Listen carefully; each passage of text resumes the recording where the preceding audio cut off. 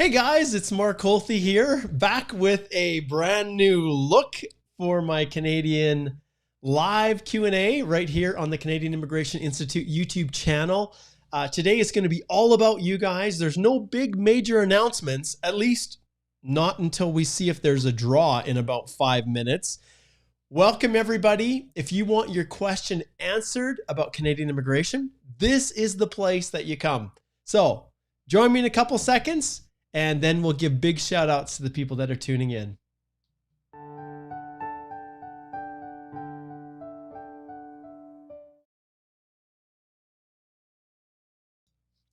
All right. And it looks like we are. All right. Surprise. I wasn't going to do another countdown. This is awesome. I'll probably shorten the countdown going forward, but I'm experimenting with a few things. I want to get people ready so that when I actually go live, people aren't missing anything. So that's why I'm doing it. I love this. There's some interesting comments that just, when you guys were posting your comments when I was doing that little intro, I was just killing myself. Let me see if I can find the one that was the funniest. Let's see here. Oh, here we go. This is my favorite right here. Mark, what's this shenanigan with draw? No draw.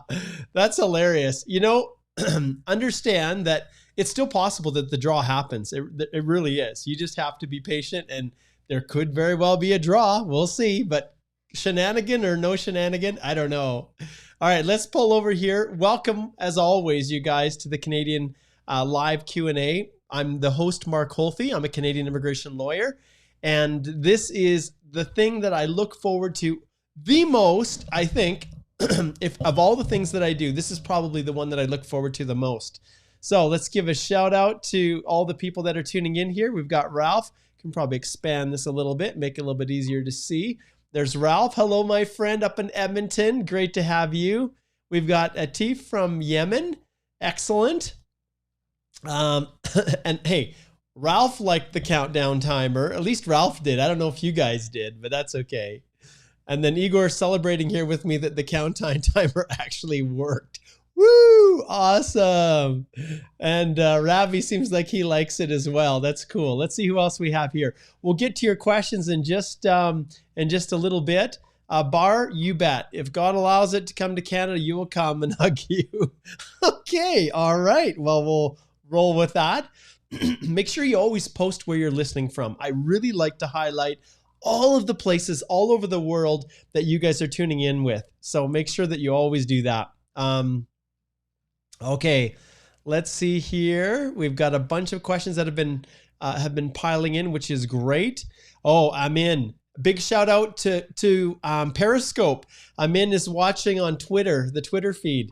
So he says, keep safe, Mark. The vaccine is almost here. Yes, it is. Did you guys see in the news, I think it was over in the UK, the nurse giving the vaccine to an elderly lady, and it would be so awesome. And I'll tell you guys something too. You know, you guys know that I am a Canadian immigration lawyer. Well, I'm a cloud-based firm. Like, we are a cloud-based firm. So we help people all over the world. But that's not going to stop me from getting on a plane and flying to India or Pakistan or Nigeria or wherever you are all over the world and having this big, large auditorium booked where I invite people to come and learn more about what we do at Holthe Immigration Law, answer questions about express entry in a live setting. Now that would be totally awesome. It would be so cool. All right, let's see. Sid, good to see you, my friend. Let's see who we have here. We've got Anam. He says, and we'll back this off just a little bit. He says, hey, Mark, I hope you're doing great. This is Anam, one of your new fans from Pakistan. Big thumbs up, my friend. Like every other person, I dream about coming to Canada. I'm going to give you, my friend, a little clap because I think that is awesome. Thank you so much for posting that. Okay, here we go. Have you not received a query from Holthe Immigration Law website? I don't know what that means. You guys are so funny. Sid, I'm super excited for Christmas as well. I cannot wait for it to arrive. Let's see what else we've got here. Okay, I'm going to actually flip back here to Harcy's comment here. So Harcy says, hey, what's the shenanigan with the draw? no draw. Well, what he's talking about here, if we flip over to the website, what he's talking about is right here, the rounds of invitations for express entry. Not everybody's interested in express entry on these live Q&As, but for those of you who are watching, if you go here, you can see the last draw was a massive one of 5,000 on November the 25th. Well, we're about at the 2-week mark.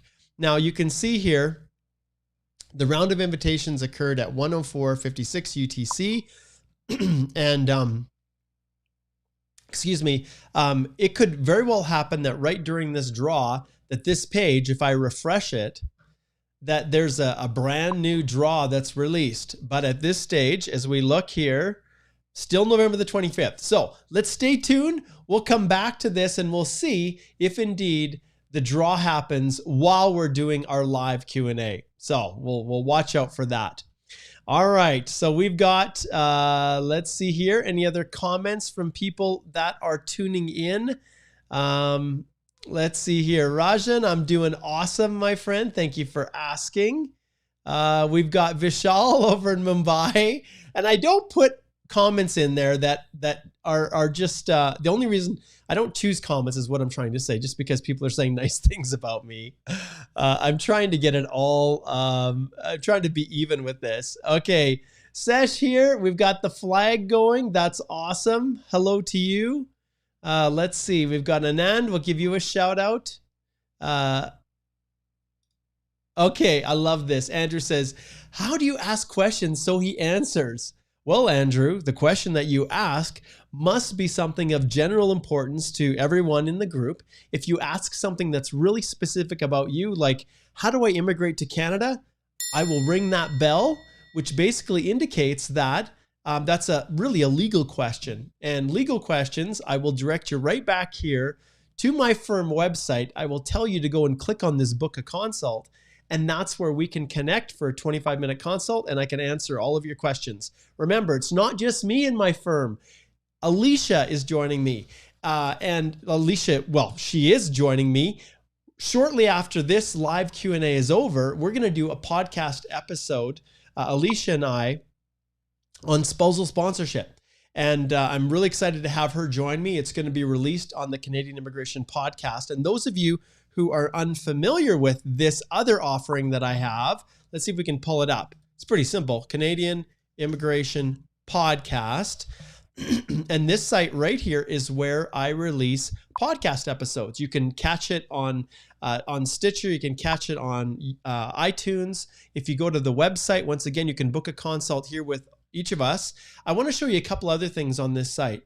So if you have a question also, and you're unsure, why it's not getting answered, or maybe I skipped through. Remember, there are hundreds of people that are watching this live, and it's impossible for me to get to everyone. There's the link to the podcast website, Spotify. If you scroll down here on the resources page, right here is where you can submit your question for the next live Q&A. And remember, I don't get to everybody's question. I just don't. I pick the ones that I feel are going to be the most important and the most useful for all of the listeners. So there you go, Andrew. You can post your comment, your question here, and if it's a good one, I may just answer it. Okay, enough talking about all this stuff. Let's get right down to it, and let's start answering some questions about immigration, because I think that's why you're all here, right? All right. So let's skip through here. Okay. Okay. Lewis says, and I'm going to shrink Lewis down here a bit. Okay, Lewis says, hello, Mark. What does it mean to get pre-arrival? This means some level of approval of the application? Well, here's the thing. When you are nearing the end of your permanent resident process, you will receive an email or notification to go check your portal. And in that notification, there will be a letter that gives you information on various pre-arrival services to help you get settled before you even come to Canada. And this is where I'm going to, I'm going to give Immigration, Refugees, and Citizenship Canada a massive shout out, because these are paid settlement services to help you, Lewis, get settled in Canada. And if you go, Igor and I actually, we created a little webinar, and there's a group that boy, I don't think I've even shared that with you guys. I'm going to share one other resource that we have so many resources out there. I'm going to go over to my Facebook page, and you guys can just follow me as I go down this path. One of the groups that we have is called let me see if I can find it. Oh, these shortcuts. Does anybody hate this new version of Facebook? Man, it's so hard to find things. Let's see if I can find it. There it is, Canadian Settlement Hub. So if you go right here, you can subscribe. And Igor and I did an awesome little video on this exact topic. And so if you go here, you can actually watch, I believe it's here, Igor, a recording of the Canadian Settlement Hub video. I can't remember if it's on YouTube, or maybe Igor, you can post a link to it. But go here, request to join this group, and it's all designed for people to help them in their questions with respect to. And look at, someone's already requested to join. This is so awesome. This is so awesome. Okay, let's approve. I'm generous with this group, guys. Looks like we have a few people that wanted to join this, so I'll approve them live. Boom, just like that. Oh my goodness, am I having fun. Anyways, so head over to the Canadian Settlement Hub, and now I can't even figure out how to get back to my, I guess it's home here.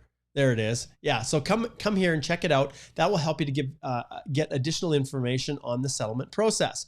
But what I want to shout out immigration about is that this pre-arrival letter, and if we go back here to your comment, Lewis, every permanent resident will receive it, and it gives you a link to access various organizations that are paid. They receive government funding to help you with your job search, finding a house. Like Igor, you can comment too on which one you like the best, but that's what that pre-arrival letter is, and it's a good indication, yes, that your permanent resident application is nearing completion. Okay, good question, Lewis. That was a really good one. That's a new one I haven't gotten at this stage. Okay, here we go. Cybertruck 999. That is so awesome. How do you guys come up with this stuff? Like, really, this is hilarious. I love this. So Cybertruck says, hey, if my husband receives a nomination for Saskatchewan and the spouse also receives a job offer nomination from, let's say, Alberta, can we decide one nomination to proceed with? Well, I don't know who the principal applicant is, but I can tell you that you need to make sure that you're committing to one province and that you're actually going to go there, because you must demonstrate an intention to reside in that province if you want to go through that particular provincial nominee program. IRCC will refuse your application if you're wishy-washy.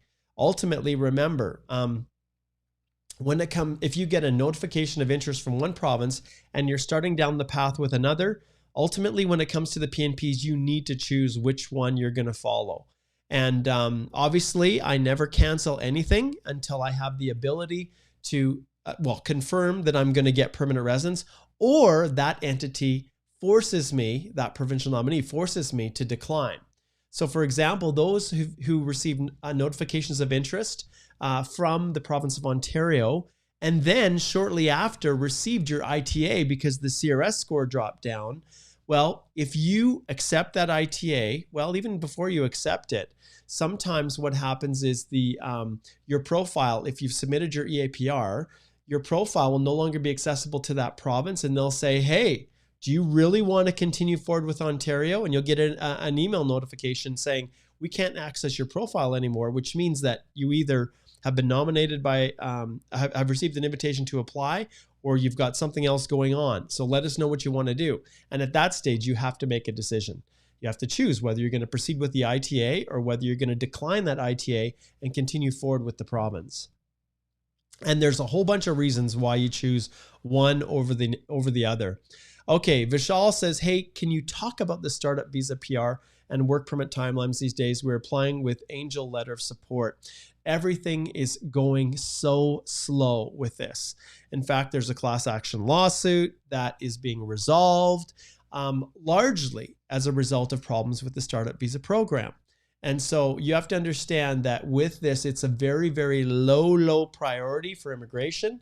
And so when it comes to anyone who's looking to apply through, whether it's an angel investor or one of the small business incubators, those approved partners of immigration for the startup visa program, understand that it just, you're going to be in for a long haul. Vishal, I'm assuming that you probably haven't submitted, like you didn't submit it yourself, but you used some representative. I hope that rep who helped you is actually giving you the service you need, which I can't tell you guys how many consults I get from people who have retained a consultant to help them with their application. And then they call me for a second opinion. Now, there are lawyers as well, where people have retained a law firm and then they've contacted me for a second opinion as well. And I do that all the time, and I'm happy to do it. But my goodness, I'm assuming for your startup visa, you probably paid some serious cash, and they better be responding and helping you with the finer details. Everything is different with those startups. Everyone is based on you, Vishal, your actual idea, the innovation that you're bringing to Canada, all of that. And but when it comes to processing times in the world of pandemic right now, understand that with like Alberta just yesterday locked down further. And I want to flip over here, and I just want to talk to you guys for a second, because I know in many countries we are not out of the woods. There's a lot that is still needing to happen for these, all of this horrible effects of the pandemic to be lifted. People are still dying. And I know Alberta, for instance, just our rates of COVID have never been higher. And many places in Canada, they've never been higher. And because of that, now we're locking down. And what a horrible time for it to happen. It's happening right before Christmas. And I know that a lot of people in Canada are, this is the time that we get together with our families. And now for the next month, because of it, we're not going to be able to get together with our family. I think of my mother who lives alone. I think of all of you all over. And Sid, yeah, I'm super excited for Christmas. I really am. But my heart goes out to all of you all over the world who are still suffering because of COVID-19 and this pandemic. And so I hope that, I too hope, just like, let's just see here, just like Amin says here, the vaccine is almost here and I cannot wait. I truly can't wait. Okay, let's jump back here and let's get to answering some more questions. So Vishal, thank you. That was a good question. All right. Let's keep moving down here. Okay, so Ayad says, hey, nice to see you again. Can you talk about changing the visitor visa to student visa? Well, the reality is in Canada, I'm assuming if you're already in Canada, that you're going to have some kind of a plan going forward. And many people are doing this. If you were previously on a work permit or a study permit, then there were avenues to allow you to do that. On the work permit front, people no longer have to do loops around the pole, what we call, to get their work permit if they're transitioning from a visitor to a worker. But there are timelines set on that. And there are deadlines as to when you were a visitor and when you are transitioning back to a work permit. So all of those restrictions are quite complex. And so when it comes to changing from a visitor visa to a student visa, you still have to go through the formal study permit application process. And I'll be honest, immigration is not a big fan of people going back and submitting applications because these have to be processed online through technically the outside of Canada process.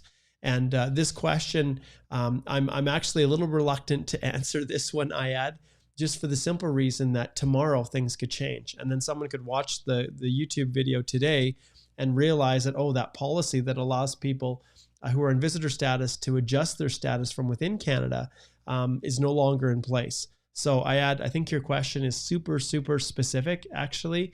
And there's a lot of factors at play here. And I recommend that you book a consult so that we can talk about it in detail. But yeah, changing from a visitor to a student visa, there's a whole bunch of other things at play there. I would never, ever encourage anyone, well, you're not going to get a visitor visa to come to Canada right now because of the pandemic, and then magically apply for a study permit. You still have to go through all of those processes, and it's super complicated. Okay. All right.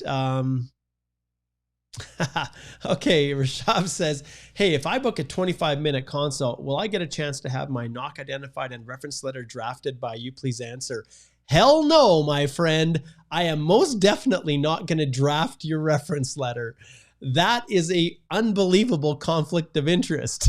So anyone who's offering services to draft a reference letter needs to be disbarred if they're a lawyer or removed permanently from the Consultant Association. Now, with that being said, in my consultation, my friend, if you come to me in 25 minutes and you have your letter drafted yourself, I will most definitely help you to identify the proper knock code and offer suggestions on that reference letter if there are deficiencies that need to be corrected. So I won't draft the letter for you, but probably 40% of my consultations have this exact thing embedded in it, trying to figure out if they've got the right knock code and if the reference letter is good enough. So it forms a significant part of people's applications. And interestingly enough, if I shift back here to my main screen and I just highlight this little thing right here, I am about halfway through my EE DIY course. And if you go to this website and you type in this code, you're going to get 50% off of the price for the course.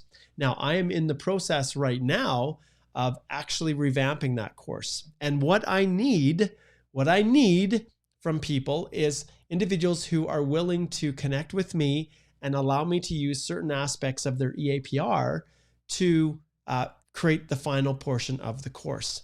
And so if that is something that you would be interested in allowing me to use yours, now understand it's completely redacted, it's confidential, so I don't use it for any other purpose.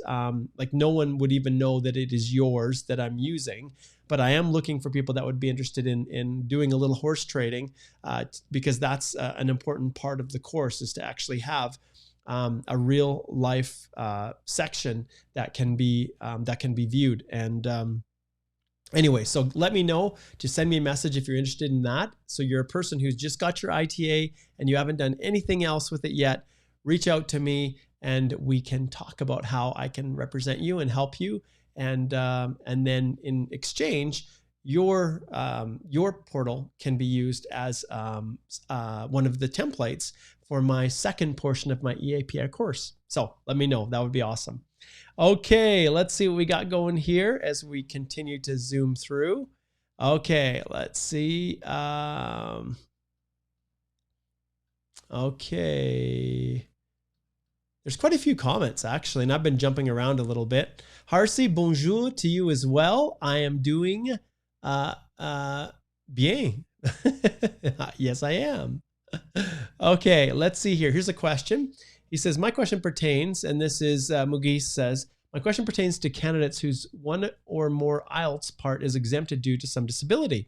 What additional documents to submit to IRCs for nationalized score? Okay, notionalized. Oh, that's what he says, notionalized score. Okay, great. This is good. There's actually policy on this. So immigration specifically states. Now, one of the things that I always included, obviously, was I included the reason why you're exempt. Now, you submitted something to IELTS. If it was IELTS, I can't remember here, or CELPIP, whichever the organizations, you would have had to prove that you had that disability in order to actually get the that notionalized score, that average score, because of the disability.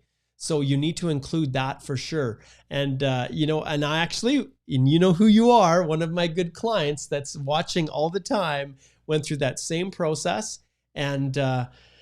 And yes, it's doable, but Mughis, you have to be really, really careful. You don't want to give up on, you don't want to lose out on your ITA because you didn't submit something that was sufficient.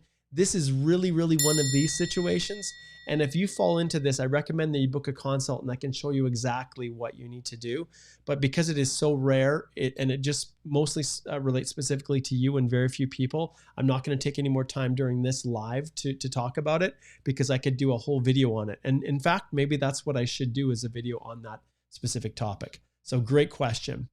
Okay, let's see. Let's do a quick little switch over. I'm going to jump over and we're doing our live tracker to see if the see if the IRCC website is updated with a new draw.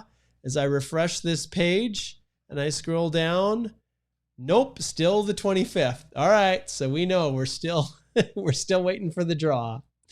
Okay, here's an interesting question. This one is from Ichuda, and the question is, can I buy a house in provision of coming in Canada, or do I have to be a resident? Will be easier to obtain a loan prior to immigrate. Okay, understand, in most cases, banks, lenders in Canada will not extend a mortgage to you unless you can show that you've actually submitted your permanent resident application and you're in Canada.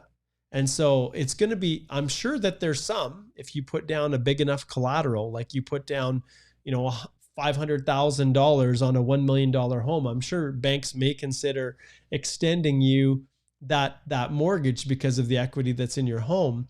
But in most cases, you do need to be a permanent resident in Canada, have a job, be able to show that you are getting settled. And often, if you haven't yet obtained your permanent residence, if you're outside of Canada, that's pretty difficult to show. If you're a foreign worker here, I think it really comes down to collateral. It comes down to how much money you're putting down, and each lending institution is different. So it's kind of unlikely if you're outside of Canada, but I'm sure if you're putting down a whack of money on it, that it may be possible. Okay. AH says, hey, please tell us what happens after we give the biometrics. Well, the biometrics is often triggered earlier on in the process. So there's a lot of things that have to happen after you give biometrics. They still are going through assessing all of the actual human capital factors that you've assessed in your application. Your application is complete. That's what triggers the biometrics. But now they're going to assess if your reference letter is actually correct.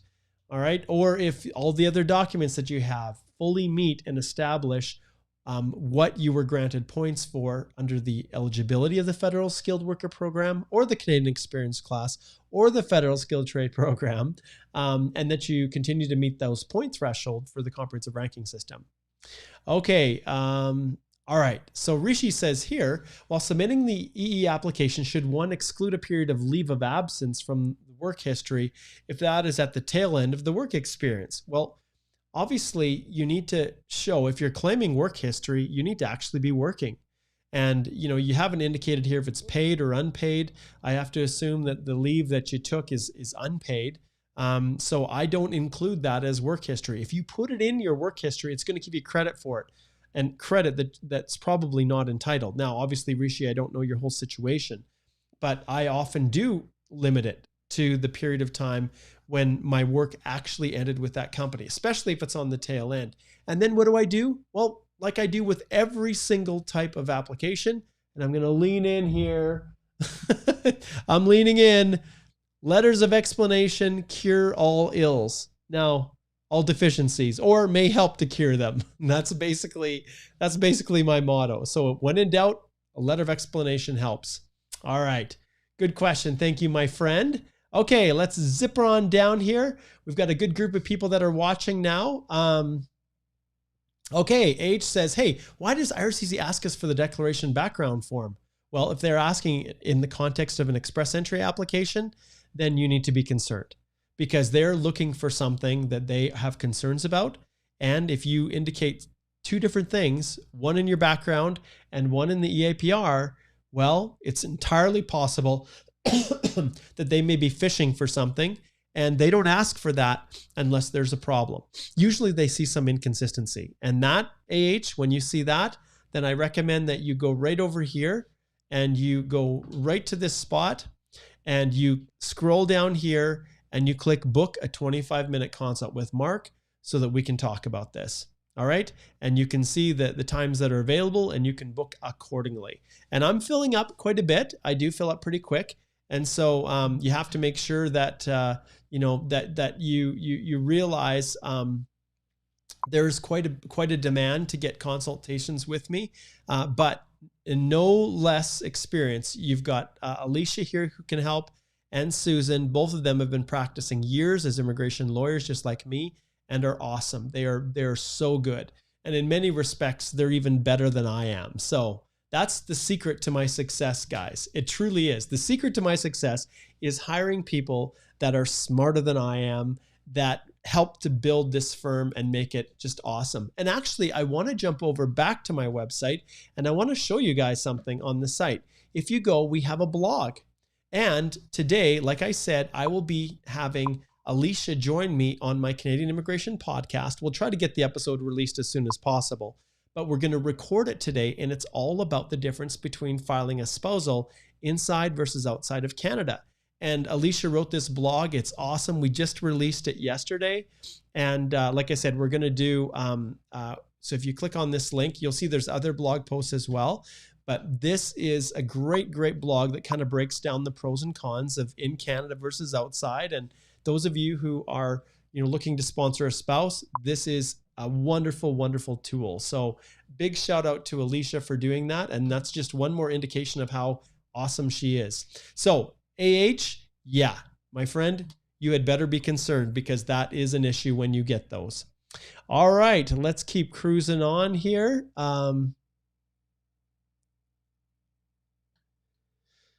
Let's see here.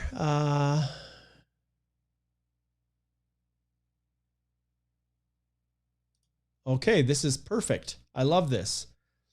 Omer says, in 2014, I did enter my language, career, age, experience information in workpermit.com. After getting a good score, I was told I would be contacted later, but to this day, no response yet. Omer, that has nothing to do with Canadian immigration. Nothing. I hope you didn't pay any money because, my friend, you were scammed. That website is not Immigration Canada's website. Okay. And then Omniscient here is asking, what's your consult charge? Well, you guys have seen, I've actually showed you here. When you book a consultation, it is $210, which includes the GST for a 25-minute consultation. So that is what I charge there. All right. Oh, it looks to me like we have another delivery. Oh, that's how you do Christmas shopping. All right. I'm going to be back in a second. This is the fun part of this crazy stuff. I don't even know if I can really, what I can do to put you guys on hold. Okay, I'll be back in a second because no one's here and I have some presents that are being delivered for my wife and I don't want her to know. I'll be right back.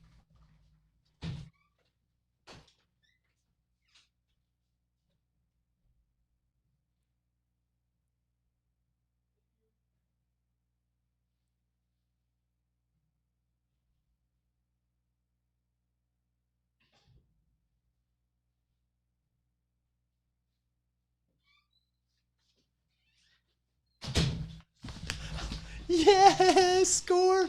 Look at this. It's just a little one. And then I got this one. All right, we'll set those down there. But I couldn't let her see. Oh, I'm so happy.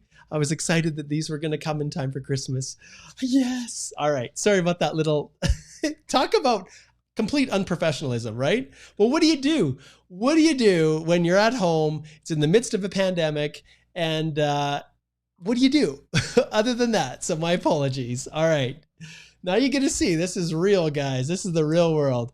Okay, let's keep moving here. Let's see what else. Let's jump down to some other questions. Actually, I'm going to take a second and I'm going to switch over and I'm going to pull up my questions here. Okay, so this is a question that was sent in by a listener. And this is through that link that I showed you on the resource page. Okay, so Parth says, can I change my designation in my current work title after receiving an ITA? It does not affect my score and knock also stays the same. I had put business development manager in my EE application, but actually it is enterprise sales manager. Also, my current work experience does not add reduced CRS points score. Okay, this is a great question. And this question, Parth, the answer is yes, absolutely. But anytime you make a change in title like that, you need to explain it in a letter of explanation. And I always include my LOEs at the beginning of the work history documents, so right before the reference letter. So I make the change in my EAPR in the work history, I change that title, and then in my letter of explanation, I say, please note, I've made a change in my job title because when I got my reference letter back, my employer informed me that this was my proper title and not the one that I'd previously selected. However, pursuant to Section A11.2 of the Ministerial Instructions of the Immigration and Refugee Protection Act, I should say, it does not impact on my eligibility. It doesn't change my knock code. It doesn't change, my ability to meet the CRS level that I was drawn under. And I put that in there as a letter of explanation. So great question, Parth. I love it. So you too can get your question answered if you go right over to our website and if you go to the resources section and you click right here and scroll down, and this is where you can get access to all the other cool things that I have. Like I said, you can listen to the podcast on Spotify. You can listen to it on iTunes. The various social media channels that we have, you can like and subscribe to those. And you can subscribe to the YouTube channel there and submit your questions for the next live Q&A right here at the bottom. And the question is, can you see that? Yes, you can. Okay, good. There we have it. All those other things. And actually, I do want to give one big shout out. Let's see if I can find it here. Right here. Okay, yes. Don't forget to like and subscribe to this channel, because then you can be notified when things change. And just as a little bit of a break, as we're kind of answering questions, sometimes it's nice to have a little bit of a break. Well, I don't know where you're at, but check this out here, because this is what I'm experiencing. This is what I'm experiencing today. It was 12 degrees Celsius yesterday. It was a beautiful day outside. I was going to go for a walk, but I had like 5,000 consultations and I was so busy I couldn't get away. But now this snow is coming down again and it was all gone. It was beautiful outside. Well, beautiful for a Canadian winter. 12 degrees Celsius is pretty nice. So now I'm faced with snow as it's drifting down outside, and I would turn my camera, but it's not as easy as in the old days when I would just kind of angle my camera and show you what looked out the window. It's not so easy here right now just because of the way my lighting is and everything. But yeah, it is snowing here, and give me a thumbs up if it's snowing where you're at too. All right. Okay, cruising on. Let's dive in to a few more things here. Okay. Okay, Michelle. Yes. From Mumbai. Hello, my friend. Okay. Asif says here, and I'm going to ring this bell right here, my friend. He said, hello, sir. How can I get a work visa? Let me know the details, please. That, my friend, is something that you really need to go over and book a consultation. Once again, go over to holthylaw.com, and right at the top, you can click on the consult, book a consult, and right here's how you connect. So I recommend that is where you go. All right, my friend. Okay, cruising on. Let's see, zipping through. Okay, Cora says IRCC's working system needs to be more organized, so unpredictable and so frustrating. I agree. But one thing I want to ask you, Cora, take a look at all the other countries in the world. And yes, Canada's system has its issues.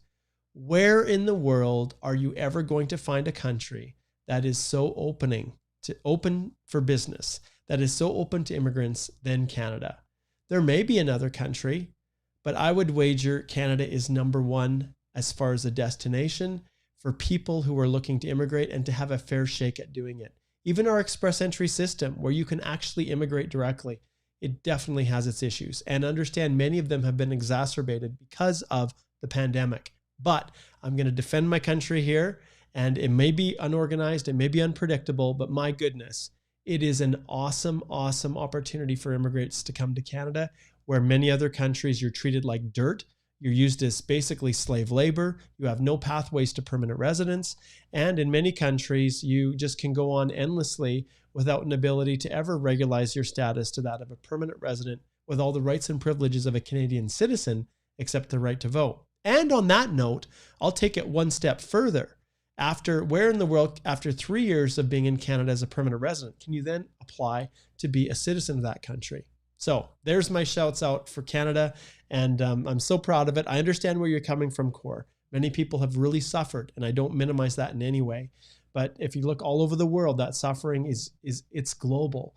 And so it's not just Canada's fault. But I feel for you, and I hope that whatever you're struggling with, that you're able to get through it quickly. All right, let's see what we got here. Okay, yeah, so we've got that one. Michelle, shout out from Jamaica. Thanks for tuning in. Okay, so here we have, is a possible result of spouse open work permit biometrics in India is not open. Okay, so you have to realize, guys, that every country, it all depends upon what's happening in that country. And when it comes to getting biometrics, yeah, you can get biometrics in another country if you can actually travel and get it done there. But yeah, it's a reality, and it is starting to open up in some countries. And, you know, we just have to wait and see how this pandemic affects everyone. All right, let's see who's next here. Biggie is over in Kyrgyzstan. Good to see you. Good to see you. Okay, Karen says, I just heard that the vaccine was approved in Canada. Hopefully we will be approved to come to Canada soon. I sure hope so, Karen. I sure hope so.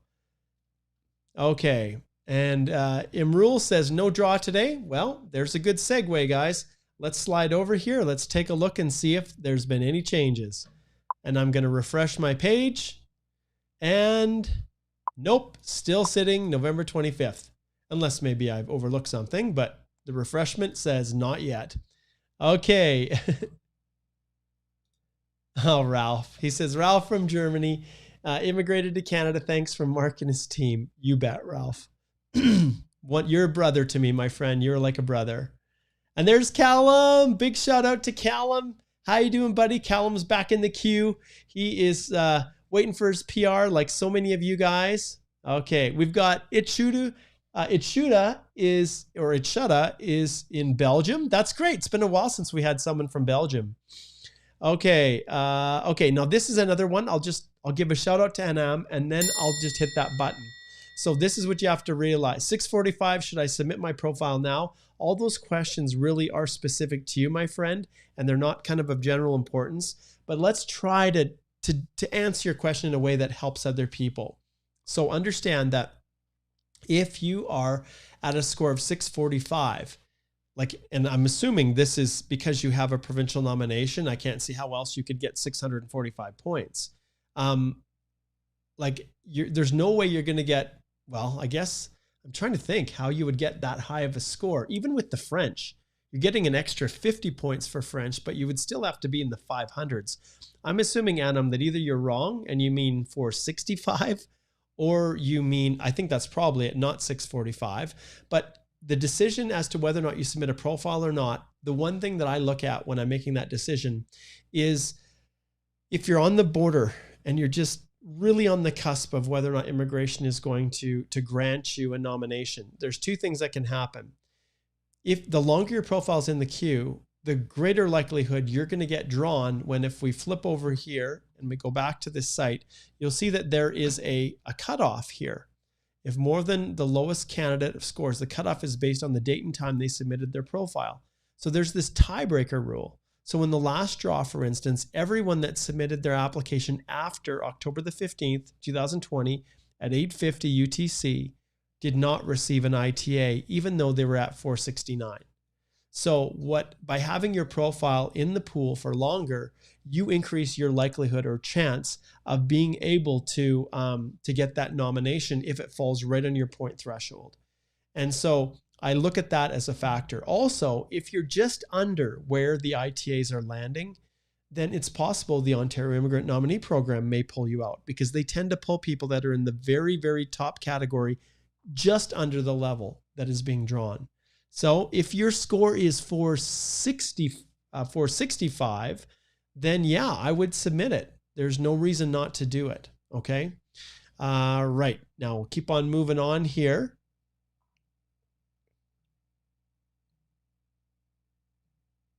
Okay. Sesh has got another one that this for sure I'm going to ring the bell on, my friend. He's got damaged passport. What to do. This right here, my friend, I'm going to direct you right back over to the website and make sure that you go right here to our consult page and book a consult. That's something that I'm not going to be able to answer, in this, because it relates specifically to you. Okay, let's see what else we have here. We've got a lot of questions. Okay. And remember, if you're asking questions that are very, very specific to you and I can't find a way to make them general, that's probably why I'm skipping past you. Anything that's specific, I'm going to ring that bell, because your question needs to be framed in a way that would be beneficial to everybody that's watching. Okay. Let's see here. Okay. Andrew says, does 2 months work experience in the US, in Alaska, count for an extra points for Canada immigration? Andrew, it doesn't count for any extra points other than, if it's skilled work experience. Technically, if you've already met the minimum entry criteria for the federal skilled worker program, remember that's at a 67 points, and that has to all be in the same category, the same knock. If you've met that with, say, 1 year of skilled work experience, you meet the 67 point pass mark, You can then use other skilled work experience to get your full 3 years to maximize your comprehensive ranking system score. So from that standpoint, it is possible to use that for some evidence of foreign work experience. It is possible, but it's not like you get extra bonus points for it. Okay. Okay, Parth says, now are passport request letters being issued to Outland Express Entry candidates? Has any of your clients received one? Yes, my clients have received them, but they are very, very limited, very slow in being issued. The majority of them are happening in the United States, but for many, many countries, it is still closed off. The visa offices are not open fully. They're only offering back office services, and applications are still stuck in the queue. Hopefully, as this vaccine is released, things are going to open up and this world is going to get back to hopefully where we hoped it would be. Okay, let's zip through all of this. And Arthur, absolutely. I want to tell you guys this. He says, pray for us all also. I can tell you that I absolutely do. And I pray for all of you all the time. And these times are unprecedented. They forced us to all kind of come together as a globe to battle this pandemic. I think there's a much more respect for life than there used to be. There's much more gratitude for the things that we have. And you guys can go back to the YouTube channel and go to my Mark's Out of Office Adventure playlist, and you'll see my gratitude journal that I did for 7 days. And I truly, truly mean it. I think our hearts have been softened a lot. And, we just appreciate more the blessings that are in our life. And when I say my prayers, I pray for you guys all the time. So there we go. All right, here, this one is from Alex. He says, hey, can I remove the spouse's foreign work experience from the work history after the ITA, as it was mentioned before the ITA? That's a good question. When I have something already listed in a profile, I rarely make a decision to remove it after the ITA has issued. Yes, you possibly can, and you could provide a letter of explanation saying, hey, my wife is not getting, or my husband is not getting any points for this work history, so I've removed it because I don't have reference letters. But usually if it's in there, I will keep it in, and then in those sections, I will see if I have reference letters from those companies and my clients have already gone through the process of getting them, I will include them. If they don't, then I will put a letter of explanation in there stating that there is no points being awarded. They do not factor into the eligibility assessment. My clients were not able to get the LMIA. We're not able to get the reference letter. And so please recognize that's why we don't have one in there. That's traditionally how I deal with that. Okay.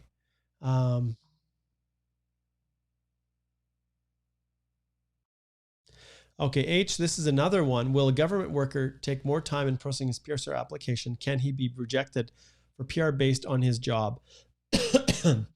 It all depends on the type of program, my friend. Some people need to maintain their employment in Canada in order for their PR application to continue forward. And in those circumstances, say if it's a provincial nomination that's based on an employer and you no longer have that job, well, then the province has the ability to withdraw their nomination because you are unable to demonstrate an ability to economically establish yourself in that province. And that's what it comes down to. All right, let's keep zipping through here. Okay. Imrul says, hey, Mark, I've been following you for the last 3 years. You're awesome. Thanks, Imrul.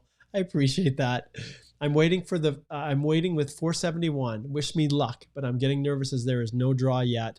My friend, I'm going to give you a clap right here for actually connecting with me and being a follower for that many years. That really means a lot. You've been a big part of the growth of a lot of things that I've done.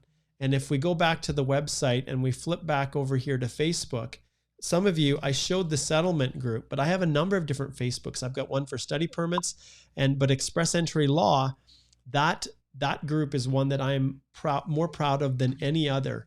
And so we'll just move this around here. But you can see this group has over 126,000 members now. And this Express Entry Law is a wonderful place where people can go in. They can post their comments and help one another and support one another. And spammers and scammers are blocked and kicked out. and it's a private group, so you actually have to request to be joined to it. And as long as you answer the questions and you're legitimately interested person who's not just trying to peddle your IELTS course or, fake job offers, then you are welcome. You are very welcome. All right, we're just about out of time here. We're kind of into overtime a little bit here. And let's see here. Remember, if you're asking specific questions about yourself, that's why I'm skipping them. Okay. Bar says, I heard you actually from a podcast. Oh, that's cool. That's awesome. I'm glad. Like I said, I'm going to be doing one with Alicia just in about an hour, and it's going to be a lot of fun. Okay, so Debbie says, hey, is IRCC processing essential healthcare PR applications? Is there any way we know that if they are prioritizing? No, they have not at this stage indicated that they're prioritizing express entry applicants who have healthcare knocks. We've not received any word saying that those are being prioritized for the purposes of permanent residence. Work permits, yes, but PR, no. Okay, and this one here, Nikita, I'm just going to give you a shout out, but I'm going to click on that bell, which basically means your question is more related specifically to you, and that's why I am skipping past it. Okay, what's the process of security and express entry? Well, they go through, each country is different. Some countries, Canada has access to a lot of information and it's not hard to get. Others, they have to reach out and request specific information on citizens. They have other channels internationally that they go through to check, basically to make sure you're not a terrorist or, some other danger to Canada. That's what the security is. The police certificates is checking to see if there's criminality. So that's what the security. And every country is different. Some it doesn't take long at all. Others it takes a while to get the information that's needed. Okay. Okay, Ralph, you rule. Ralph says, how about people who have learning disabilities to immigrate to Canada? And yes, Mark, you can give an example in my case. So Ralph is awesome. Ralph was one of those clients in the very early days of Express Entry who struggled with some aspects of the language tests, right, Ralph? And so when you're going through the process, you need to get, at least what I addressed earlier, you need to make sure that you have proof of that disability and proof of the correspondence with the language testing center that basically confirms that you were waived some aspects of it. And then you print off the statement that confirms how the scores are averaged. And then you include all of that with a detailed submission. And I actually address the policy behind it on the immigration website and any other legal arguments all in the submission before, well, at the time in which I submit the EAPR. And so the notionalized average is kind of like, let's say Ralph gets a 6 in his, he gets a 6 in speaking, and then all of the other scores are averaged across as 6. That's usually how it works. Okay. All right. I think, guys, we are into overtime, so I'm going to end it right there. I want to thank you all for tuning in. It means a lot that you would come be a part of this. Remember, as a Canadian immigration lawyer, I could spend my day just representing clients and doing client work all day, but I created this channel. I created the Canadian Immigration Institute. I created the DIY course for many people that were struggling, that couldn't otherwise afford representation. And I also created it for people who were choosing to use an overseas agent or consultant. And I just wanted to help them to realize that they didn't, to protect themselves. There's nothing wrong with using an overseas representative. But sometimes those representatives didn't know what they were doing and would just trick people into giving them money. Well, the purpose behind the course is to actually help you to know what actually means eligibility and the things that are, whether or not you even have a chance, because so many of those overseas agents would just dupe people into filing profiles with knowing that they had no hope of ever getting an invitation to apply. And that's what I was trying to avoid. All right. Okay. Well, I think for the most part, I think I've covered off everything. Once again, remember to subscribe and then you'll get notified. Ring that bell and it will allow you to receive notifications when I do live videos. And not only that, when I have new content, and I'm working through a whole bunch of new videos that are very specific and strategic. And one of the challenges I've been having is that I'm so busy with client work now. And that is why on my website, that is why you'll see here that I have, if I go back to Holthe Immigration Law, that is why on my site, if I go to our team, why I have brought in other lawyers to join me. And the ranks of the lawyers are growing. I'm in discussions already with another lawyer to join our firm. And the reason I'm doing that is because I want to fill my firm with awesome, amazing people that it doesn't matter whether you choose to use myself or Susan or Alicia. It's irrelevant. You get the same awesome service, the same quality of service. I also want to direct you back to the homepage. And if you want to know what makes us different, I created a video specifically for this. So what makes Holthe Immigration Law so special, which is a pretty bold statement, I explain it right here. And then on the approach page, so About Us Approach, if you click on here, there's also another video that talks about our collaborative review model, which is really the lifeblood of our practice. We want you to be able to control your own application.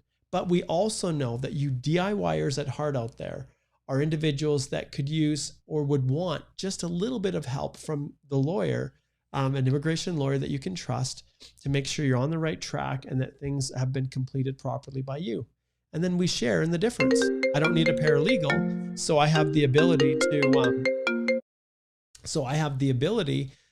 to basically use you in the same way that I would use a paralegal. And then we both save. You save on the cost and I save on not having to have an employee. And it's just so much better. So I want to encourage you to check that out. And once again, do not forget, oh, I love this when I've got things bouncing all over the place, seriously. I guess I never turned any of those off. Make sure that you go over and you do subscribe. Thank you so much, you guys, for being a part of this. It's been awesome. Every Thursday now at 3 p.m. is my Immigration Nation. And that's where you can also go and watch me bring on a guest. You can also have questions asked and answered. So watch out for that. This Thursday, I'm going to have Kevin Zemp on, a lawyer in Calgary, to talk about all things Alberta immigration. If you're in Alberta, I recommend that you tune in for that one. But even if you're interested in Alberta, tune in and watch. And it will be launched at 3 p.m. on the YouTube channel. And let's just jump over here quick and I'll show you what I mean by that. Those of you guys who are watching on Facebook or on Periscope are probably not aware of how this is set up. And it's not always easy to find things because I've been struggling with that a little bit. I'm going to switch over here to my website, over to the YouTube. So this is the Canadian Immigration Institute YouTube channel. And if you go to the thing that says playlist right here and you click on it, within the playlist, there's a bunch of different things. Mark's Out of Office Adventures is kind of fun. Immigration Nation is right here. And when you click on the full playlist, you can see all of the lawyers that I've invited to join me each week. So David Chalk from Quebec, Alicia joined me, Betsy Kane in Ottawa, BJ Caruso in Toronto, Marina Sadai in Vancouver, Alistair Clark in Manitoba. Do you see this? All across the country, awesome lawyers just trying to do things the right way. And I bring them on because they truly are awesome. All right, this is Mark Holthe, right here, Canadian immigration lawyer, thanking you for joining me once again and wishing you guys all the best as you navigate this crazy world that we call Canadian immigration. Take care.